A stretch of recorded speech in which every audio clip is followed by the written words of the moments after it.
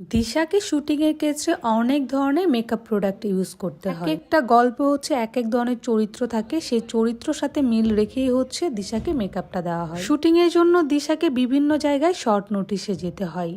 বাসায় এসে দিশা অনেক টায়ার্ড হয়ে যায়, সেক্ষেত্রে তাকে রিফ্রেশ হতে হয়। আর রিফ্রেশমেন্টের জন্য শাওয়ার নেওয়াটা অনেক বেশি জরুরি। আজকে আমি তোমাদের সাথে শেয়ার করব 500 টাকা বাজেটে দিশার এসেনশিয়াল বিউটি প্রোডাক্টস এর ব্যাপারে। 500 টাকা বাজেটের এসেনশিয়াল বিউটি প্রোডাক্টস এর সাথে আমি দিশার জন্য লাক্স সাবানটা রেখেছি।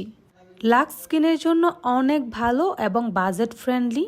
লাক্স এখন আরো উন্নত এবং সুন্দর প্যাকেজিং এ এসেছে। অ্যাফোর্ডেবল প্রাইসে রেগুলার স্কিন ক্লিনজিং, সেই সাথে সফট গ্লোয়িং স্কিন পেতে লাক্স দিশার সবচেয়ে প্রিয় সাবান। এর পাশাপাশি আমি আরেকটা স্কিন কেয়ার প্রোডাক্ট রেখেছি, সেটাও অনেক ভালো। শাওয়ার শেষে আমি দিশাকে এখন ময়শ্চারাইজার দিয়ে নিচ্ছি। ময়শ্চারাইজার স্কিনটাকে অনেক ভালো রাখে। তো আমি আজকে তোমাদের সাথে শেয়ার করে